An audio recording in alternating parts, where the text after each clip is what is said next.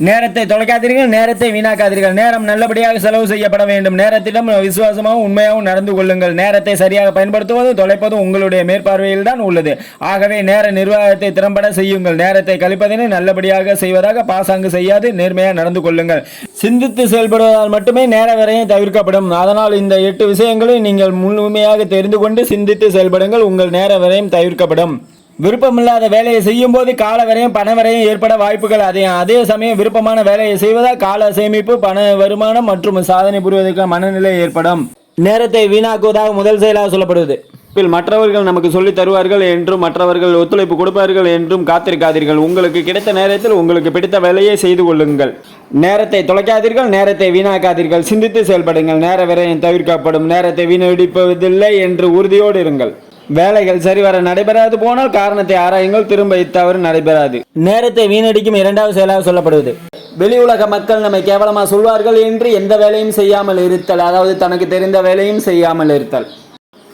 செய்யப்பட வேண்டிய காரியங்களுக்கு முதலிலே குறிப்புகள் தயார் செய்வதுடன் மறுபடி குறிப்புகளை திருத்தினால் நல்ல முடிவான வழிகாட்டுதல் கிடைக்கும். நாம் செய்ய வேண்டிய வேலையை தெளிவாக செய்து கொண்டே இருக்க வேண்டும். வெளி உலக மக்கள் எது பேசினாலும் பேசட்டும் என்று விட்டுவிடுங்கள். அதனால நமக்கு எந்த இழப்பீடும் கிடையாது. அதனால நீங்கள் அவர்கள் சொல்றாங்க இவர்கள் சொல்றாங்க என்று தனக்கு தெரிந்த தொழிலை செய்யாமல் நேரத்தை வீணாக்காதீர்கள். நேரத்தை வீணாக்கும் மூன்றாவது செயலாக சொல்வது. உங்களுக்கு தெரிந்த விஷயங்கள் தவறோ சரியோ செய்யாமல் மனதை குழப்பிக் கொண்டே இருத்தல். அதாவது தனக்கு தெரிந்த விஷயமோ தெரியாத விஷயமோ தனக்கு இதை செய்ய முடியுமோ செய்ய முடியாதோ என்று குழப்பிக்கொண்டு அந்த வேலையும் நம்ம செய்யாமல் நேரத்தை வீணாக்கி கொண்டிருப்பது. நீங்கள் ஒரு காரியத்தை செய்யும் போது அதற்கு வேண்டிய உபகரணங்களை முன்கூட்டியே தயார் செய்து கொள்ளுங்கள். கடைசி நேரத்தில் சேகரிப்பு வேலையில் வீணாக நேரத்தை விரயமாக்க வேண்டியதில்லை. சில காரியங்கள் நமக்கு செய்ய முடியாது என்று தெரிய வருமானால் அப்பணியினை அதற்கான வல்லுநரிடம் ஒப்படைத்து நேரத்தையும் பணத்தையும் மிச்சப்படுத்துங்கள். நேரத்தை வீணாக்கும் நான்காவது செயலாக சொல்வது. அதாவது அனைவருக்கும் பிடித்த மாதிரி வாழ நினைத்தல். அதாவது தமக்கு பிடிக்கும் அவருக்கு பிடிக்கும் என்று அவருக்காண்டி நம்மளை மாற்றிக்கொள்வது. அது ஒருபோதும் நீங்கள் செய்யாதீர்கள். அதாவது தனக்கு தான் வாழ வேண்டுமே தவிர பிறருக்காண்டி நீங்கள் வாழக்கூடாது.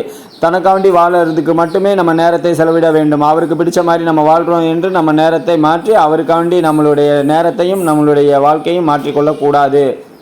நேரத்தையும் விரயமாக்கக்கூடாது. நேரத்தை வீணாக்கும் ஐந்தாவது செயலாக சொல்வது. அதாவது உங்களை நீங்களே தாழ்த்தி கொண்டு தாழ்வு மனப்பான்மையில் இருத்தல். அதாவது உங்களை நீங்களே தாழ்த்தி கொண்டு தாழ்வு மனப்பான்மையில் இருக்காதீர்கள். ஏனென்றால் உங்களை நீங்கள் யாருடனும் கம்பேர் பண்ணாதீங்க. அப்படி யாருடனும் நீங்கள் உங்களை கம்பேர் பண்ணீங்கன்னா உங்களால் எதுவும் செய்ய முடியாமல் போய்விடும்.